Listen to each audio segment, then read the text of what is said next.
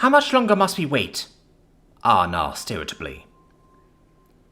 Jack shifted in his seat to look at Arn, who was leaned up against one of the back walls of the basement cell they were in. The same one they stored Pen and had cronies in, back when the Silver Paw had still been a going concern. Before he'd levelled the compound of said organisation with enough explosives to make a mountain blush. Since then, he'd not had much use for the room, and its many very expensive key constricting restraints. With Bidar healed, that had changed, because he doubted he'd be able to put her down as easily a second time as he had the first. He doubted she'd oblige him by standing still long enough to take a chain-shot bowler to the chest a second time. To that end, he once more visually confirmed the presence of the key-constricting anklet around the unconscious Ox-woman's ankle. Arn had argued for the full suite of constraints, but Jack was rather hoping to start off this little interrogation on a more positive note, or at least present himself as a more benevolent party than her former hosts. It's barely been a minute since we removed the needle, Jack responded easily, as he lowered the datapad he'd been working on. Sheng said it would take about 10.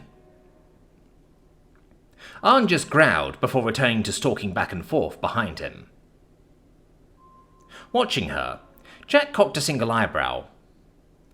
While he'd known her to be a rather passionate woman, he'd rarely seen his student express her anger so openly, or at least not in his presence. It said a lot about how opposed she was to his latest acquisition. She needn't be. He had no intention of keeping the cannibal woman around any longer than he strictly needed to. For now, though, she had information he wanted.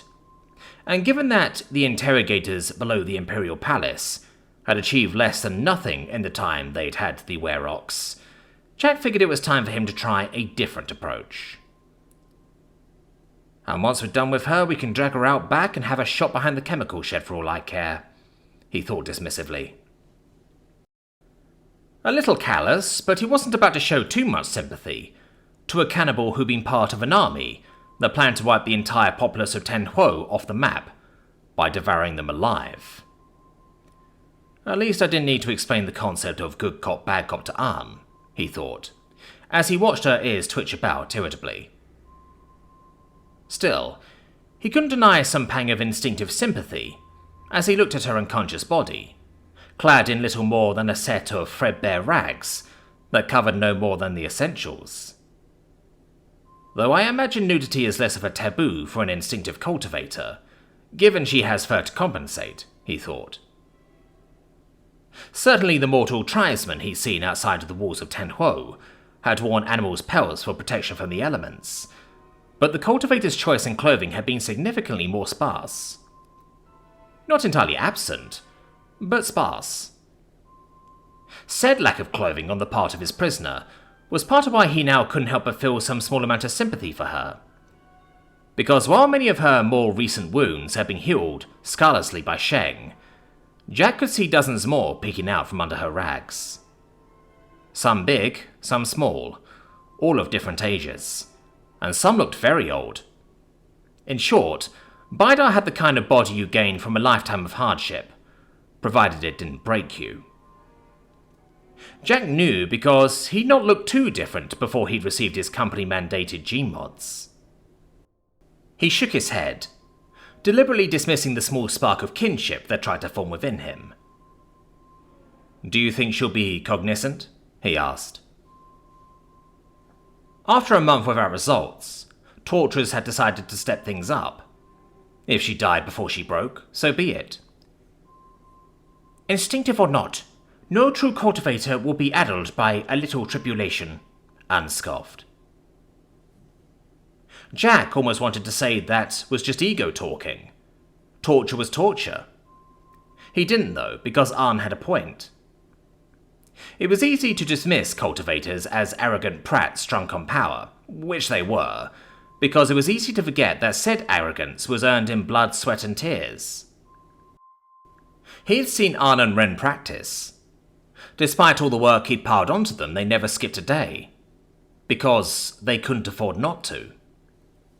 Every moment mattered when it came to cultivation, and every inch of progress was measured in pain. From ingesting reagents, sweating out impurities, balancing cosmic forces in your guts, to trying to understand yourself, to performing katas, to sparring, to surviving the Viper's Pit, there was Sect politics. It was dizzying to behold, and Jack held a lot of respect for even the least talented cultivator, and at least somewhat understood why they so disdained mortals as being lazy. He didn't agree with it, but he understood why so many of the superpowered beings thought as they did. And while he might have considered the whole survival of the fittest mentality that came of it needlessly wasteful, he didn't for 1 second underestimate the people that were a product of it. They were dangerous. And the only reason I keep catching them off guard is because I'm a totally outside context problem, he thought, with cynical amusement. So no, with that in mind, he found himself in agreement with the idea that Bidar hadn't been broken by her time in the dungeons. She had certainly not provided her jailers with any real actionable intel, despite the interrogator's best efforts. Which was just odd. Torture was usually disdained, not because it didn't provide results, but because it invariably provided results. People would say whatever they thought an interrogator wanted to hear, if it meant the pain stopped. Which is why you usually have to independently interrogate at least 2 people with the information you want to make sure their info corroborates, he thought grimly, as he recalled an earlier time in his life. He was just about to go back to finishing up the design for Shui's new mountain fortress, when the figure in front of him stirred, causing the key-dampening manacle around her ankle to clink as she moved. Then her eyes flicked open, and she suddenly sat up, hands moving to massage her wrists where another set of manacles had previously been. It was actually kind of alarming how smooth the motion was. There was no hint of hesitation or grogginess in her actions. Fucking cultivators, Jack thought, as he felt his microbot stir beneath his clothes. Them and Arn, the only reason he felt comfortable enough to have this meeting unarmored. Finally, after confirming the presence of the single remaining anklet, and a quick glance around the room, the instinctive cultivator's gaze settled on his unarmored form. I'm alive? He nodded slowly. You are. I hadn't thought to be. When your people came to drag me away, I thought it to my execution. Despite the contents of her words, she sounded surprisingly unfazed by the possibility. That can still be arranged, Arn grunted. Jack shook his head, but that needn't be the only outcome of this meeting. Bidar's gaze settled on him. You are a male, the same male that defeated me. For a moment, there was a hint of interest in her gaze as she regarded him, before she seemed to mentally shake it away. Are my clan still alive? The city still stands, so I fear the worst. Jack rolled the question around inside his mind, before he decided on answering. Dead to the last, he said finally. The lack of oxkin bodies discovered when Arn chased down the horde had been noted, as had the race of the massive mound of bodies found not too far from where the herald had conducted her sacrifices. Whether it had been one clan or multiple in the pile, Jack couldn't truly say. He could definitely assume that Bidar's people had been amongst them, though, if only through a process of elimination. Clans, just like sects, seem to be pretty monoracial. Watching her, he noticed the way the woman's bovine ears twitched, even if her facial features remained as placid as ever. A long moment passed in silence before she spoke again. By you? Audibly. Her tone was no less placid than they'd been before, but there was no missing the weight of her gaze. There was anger there. Less than he might have expected, but present all the same. Though to be fair, that was pretty par for the course as far as this conversation was going. He'd been expecting the instinctive cultivator to at least have some harsh words for him upon waking, given that he'd been the one who'd handed her off to Juan, who in turn had consigned the tribal warriors to the palace dungeons, and its accompanying cadre of torturers. Honestly, this whole conversation wasn't going as he expected, given he'd been expecting to deal with an unhinged cannibal, rather than the rather deliberate and quiet woman she was. In that regard, it was rather fortunate that her inhuman visage served as a decent reminder of why she was where she was, and why he didn't need to pity her, as he stated his next words. "No, actually," he said slowly. "Your former leader." The anger dulled, to be quickly replaced by pain. She used them as fuel for her city killer technique? She nodded. Her massive hands shifted into fists. "I feared as much." Then she went silent, and though Jack waited for her to say something else, the woman might as well have been carved from stone for all that she moved or spoke in the minutes afterwards. "Do you want to live?" he finally asked. The ox woman cocked her head curiously, her massive horn shifting somewhat alarmingly as she did. Jack very deliberately did not glance down at the rather copious amount of side boob being put on display, by her arms crossing under her literally inhuman bovine chest. "Survive," he prompted. "Get out of here. Unless you have some of your people behind the wall, which I doubt considering the civilian-heavy nature of the horde you arrived with. You're the last of your clan. Wouldn't want your clan's techniques, history and culture to die with you." He'd like to think he'd gotten some basic grasp of cultivator thinking by now. Bidar eyed him consideringly. "You lie. Imperials know nothing but deceit. You would never release me." That was true. He raised his hands. "I can't argue that. I also can't trust any information you provide, nor give you the means to escape, until you provide it, which means I can't let you go until you tell me what I want to know." He leaned back in his chair. "So how about we compromise? Are you hungry?" "Yes." "I can bring you food. Decent food. Even meat." Lord knew he had enough bodies lying around, even if he felt a little ill for offering them. "Things I can provide here and now as proof of my goodwill." Bidar scowled. "Trade is the way of the reasoned. I will not partake." Jack resisted the urge to tusk. "Or we could kill you, if you don't do what my master asks," Anne pointed out. Rather than scoff at the threat like he might have expected, Bidar actually sat up. "In that case, I am listening." The human frowned. "Really? Months of torture and you say nothing, but a single threat and you fold?" "I do not know what the arrangement of clothes has to do with anything, but I am the last of my kin. Before I was willing to suffer if it meant the herd survived. Now there is no herd. I alone must survive to pass on my genes and experience to the next generation. Before that need, all else is meaningless." She eyed him. "I must survive." Jack eyed her in turn. She really wasn't as he'd imagined an instinctive cultivator to be. He'd expected some kind of unhinged psychopath hungering for human flesh.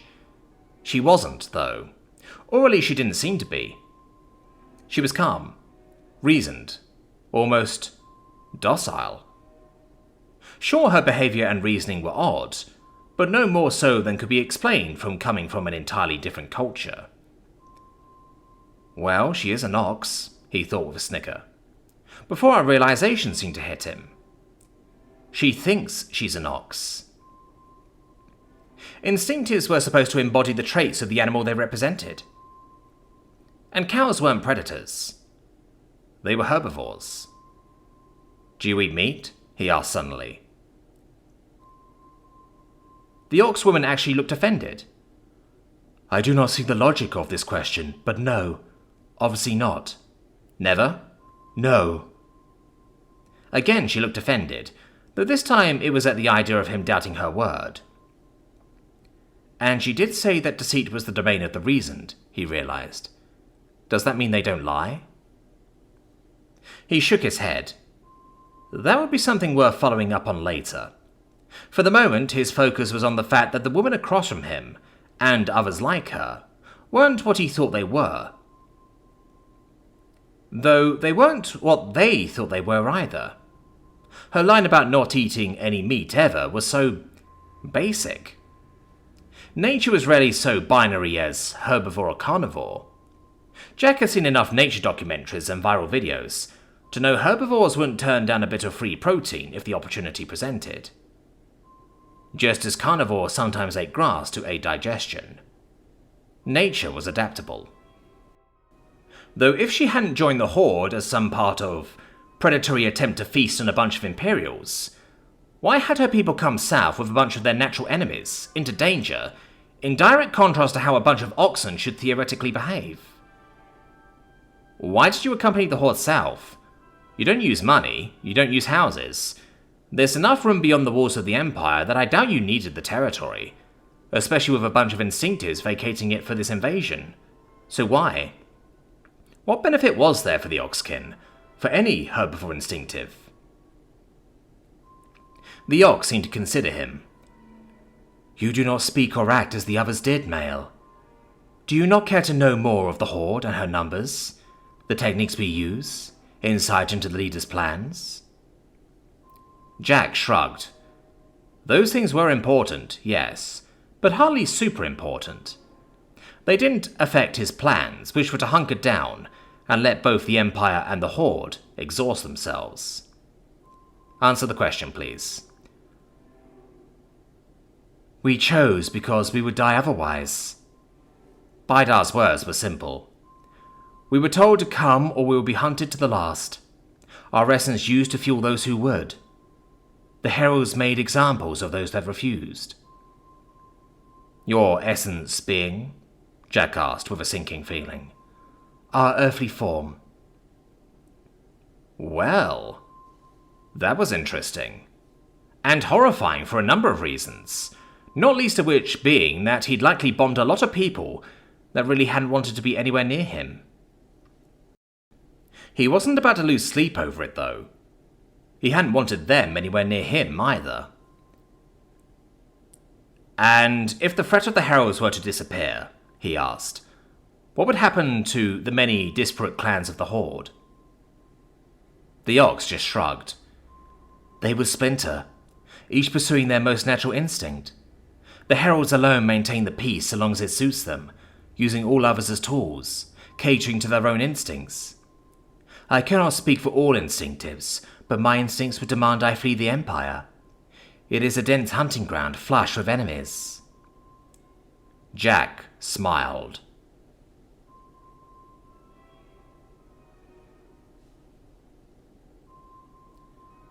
No means were beneath the Inquisition, even ones as unpalatable as this. Thank the Empress, her male companion muttered for the umpteenth time, as they edged ever closer to the wall of Fortress 5 and the safety they represented. She resisted the urge to send him a scornful glance. The man was supposed to be pretending to be her uncle, and as such he needed to play the part of the demure mortal girl. That did not mean his constant mutterings were not an irritation, as he continually thanked her mother for the work of rebels. Unfortunately, she needed the scruffy-looking cretin. A woman travelling alone would have been completely unbelievable, given the current chaos in the Empire. Two familial survivors were less so. Theoretically, she might have been better served travelling as the man's wife, but even she had limits. Perhaps because of that weakness of hers, she caught a number of admiring glances from the crowds around them, as they waited in line to enter through the fortress town's gates. As a cultivator, she was more attractive than most, despite her attempts to conceal that fact with makeup, dirt, and a deep hood. And as a single woman, she was something to be coveted. Perhaps this effect might have been diminished if she had been allowed to travel with a group of other relatives in the form of her fellow Inquisitors. but too many unearthly beauties together would have stuck out like a sore thumb. No, they would be entering as pairs, one mortal, one inquisitor. "Thank the Empress," the idiot muttered again as they shuffled forward. For her part, she stared up at the impossible walls of the fortress. Walls that should not have been there. Then again, neither should we, she considered. Hers was a trip that was set to take months, and it might have, if she had a mortal army to deal with. So, she'd done without it. The mortal army of Hai Guan would march without their cultivator complement. Some would be lost to spirit beasts, certainly, but that was a price she was willing to pay, if it meant she could resolve the Tenhuo issue faster. To that end, she had 50 cultivators with her, 20 of her inquisitors and 30 former rebels, who were desperate to atone for their misdeeds. Her force could neither take ground nor lay a proper siege, but it would serve as a potent strike force if needed, as she had demonstrated in Hai Guan. By conventional reckoning, 50 cultivators would easily be a match for 1,000 times their own number in mortals, and for this mission, that would hopefully be all she would need. If not, then the mortal army of Hai Guan would arrive in due time. She had been happy about the haste with which they had managed to move, with an emphasis on had. Her gaze wandered over the fortress walls. They looked new, lacking the pits and divots that came with age and exposure to the elements. She was sure of it. She had plenty of time to observe them in the hours she had spent in this line thus far, or to enter a fortress that shouldn't exist. Couldn't exist. Nor could the dozen others her scouts had reported. They couldn't just be bypassed. She and her people could do it easily enough, but that would leave them cut off in enemy territory, should negotiations sour with the outsider divinity. Likewise, the incoming army of Hai Guan would be unable to siege them on arrival, without cultivator support. Perhaps these trade-offs might yet be worth it, in return for haste. My force may be sufficient to impress upon this outsider the danger of challenging the dragon, she thought. Perhaps not. In order to make that decision, she would need information. To that end, her people had snagged a number of refugees from out of sight of the walls, and used them to join the line, hoping to gain admission to the fortress. Something that had caused her no small amount of irritation when she discovered they were not northerners fleeing the conflict, but central residents seeking opportunities. Faithless cowards, she thought, as she listened to her companion mutter in an unmistakably central accent. Next! She admittedly could have left the task to her subordinates, but she was never one to sit back and do nothing. More to the point, she didn't have the manpower. There were a dozen of these fortresses, and she wanted everyone investigated. And with some of her inquisitors required to hang back and keep an eye on the former rebels, she couldn't hang back and wait for the reports of others even if she wanted to. How were these fortresses built, though? She pondered again, as she and her companion stepped forward. The mortal gate guard glanced dismissively at her as they strode up to him, before doing a mental double-take and staring as his ilk was so prone to doing. He wouldn't have dared if he knew what she was, but here and now, she seemed to be little more than an absurdly beautiful mortal. For her part, she regarded him with a practiced demure smile, even as her gaze roamed over his uniform. It was well made, expensive. The sort one would normally see on a palace guard, not gate guards. More to the point, it was of a strange design, not imperial. The weapon is odd, too, she noted. A spear? It was slung over his shoulder and had an odd shape, and what appeared to be a trigger. Some kind of crossbow instead? If that's the case, where's the bow? Either way, it was as foreign as the man's uniform, which could only mean it was a product of the outsider. which meant the fortress was too. Though the kind of divinity that would lower itself to building a domicile to be crewed by mortals could hardly be called worthy of the title. Still, she was still one of these weapons in order to gain some insight into her foe's origins and methods, for even the most innocuous of tools could provide surprising insight. Names? The man, more of a boy, stuttered, as he grasped a peculiar grey tablet. How hui? The fool said quickly. She smiled. Shui hui. The man tapped something on the tablet as they both stared at him. Did he have a bit of chalk in his hand? Shui couldn't hear the telltale scratching of chalk or the squishing of ink, only the rhythmic thudding of flesh hitting something hard. Was the idiot pretending to be literate in an attempt to impress her? That accent and those clothes. You guys are from Central, right? He asked after a minute. Aye. The boy tissed. Honestly, you would think they'd be safe, if nowhere so close to the throne. Yet we've had a few like you through. Seems things are going to shit everywhere. Shui held her tongue, not just as a result of the traitor's words, but the way the idiot nervously glanced at her. Fortunately, the guard didn't notice it or put the other man's nervousness down to his sharp-tongued niece. Well, you're safe here. The man finally lowered the fake tablet. Built by Lady Anne herself using the tools of a hidden master. A hidden master? Was that how this outlander had beguiled away these subjects of the Empire? She squished her first inclination to ask more. It was better to be quiet for now, lest she draw suspicion. She'd have more opportunities once she was inside. I'd be happy to show you around, the boy said, looking at her before stuttering, as he turned his gaze back to her uncle. But both of you, I mean. I know how hard it can be in a new place. Wasn't all that long ago I was standing where you are now, and look at me now. The man spoke proudly, as he showed off his gleaming breastplate. We might take you up on that offer, the fool said after she nudged him. For now, though, we're really looking forward to finding an inn and sleeping in an actual bed.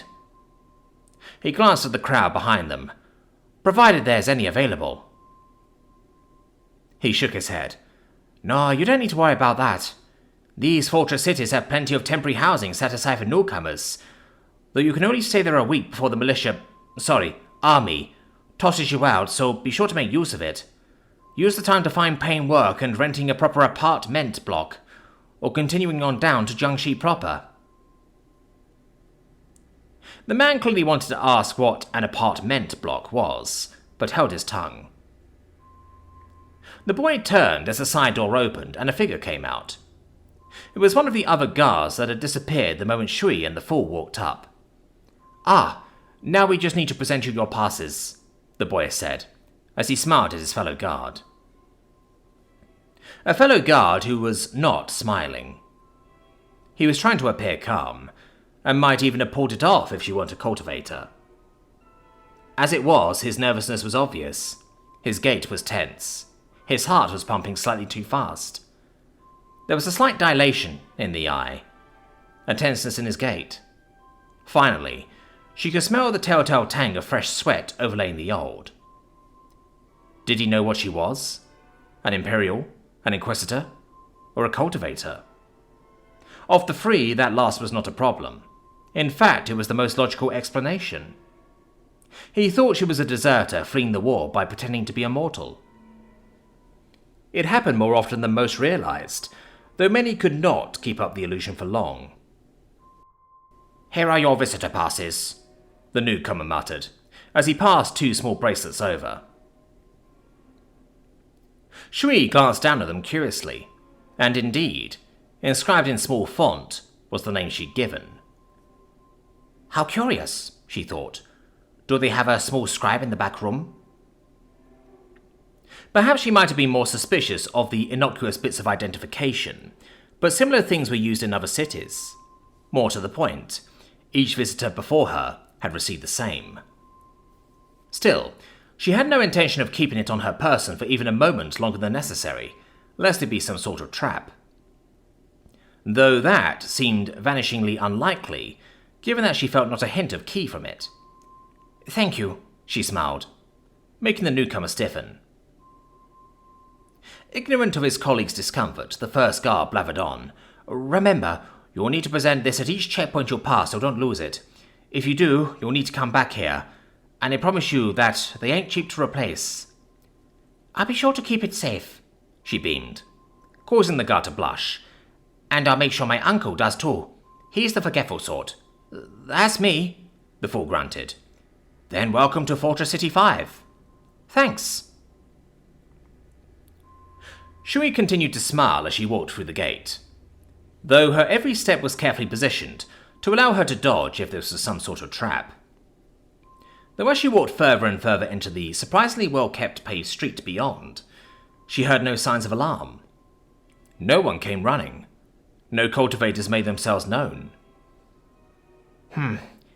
It seems my theory was right. The man thought I was a deserter, she decided. How fortunate for him.